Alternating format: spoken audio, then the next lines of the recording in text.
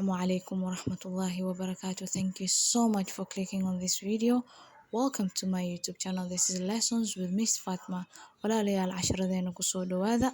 Today's class we will be learning about the vowel sounds. There happen to be 3 different phonetic vowel sounds, but today we will only be learning about the monophthongs.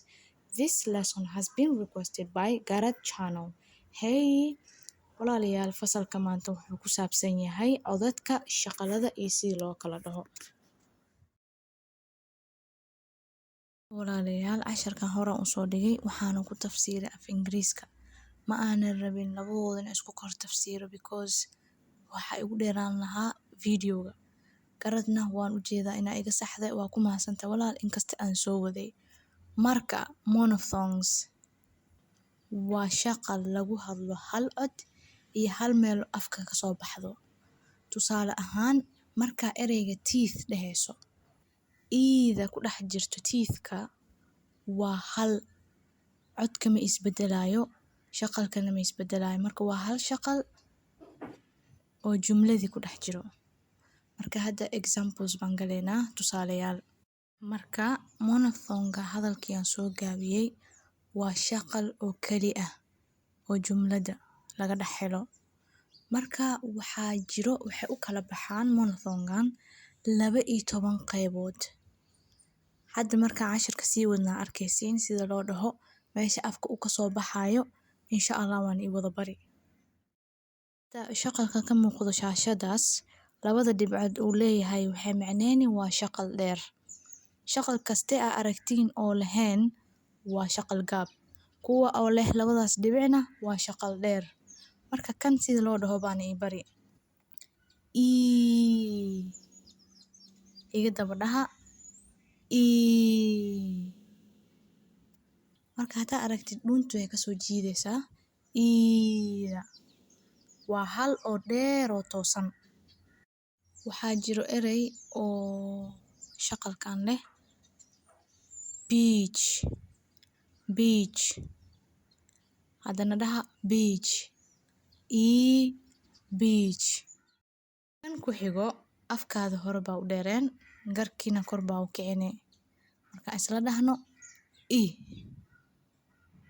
hadana kii hore wuxuu ahaa kana waa shaqal gaab.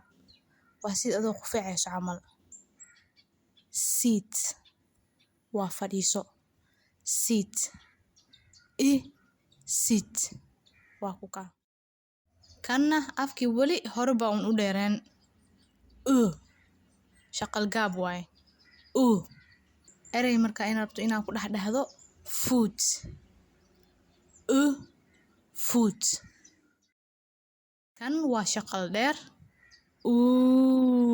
Baadi. Hadana ku celi. Sidii shoe. Shaqalada dhan aan soo barana isla dhaheena afartii hore sida farqigooda u kala aragto.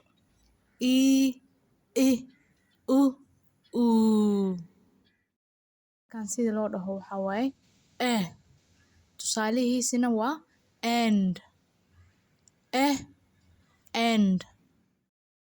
Shaqalkan xabadka iyo dhuntu inuu ka soo baxo oo hoose waaye.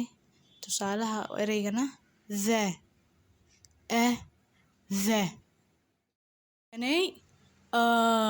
Waa shaqal dheer.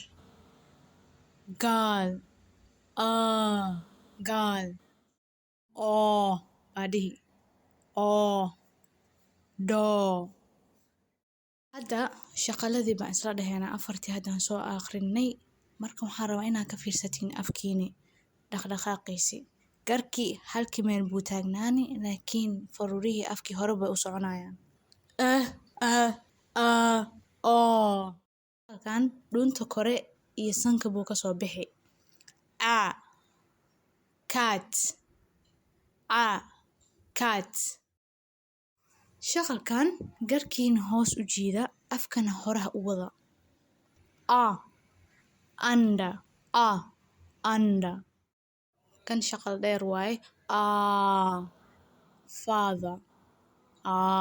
U dambeeyo hot oo aan isla wada dhahno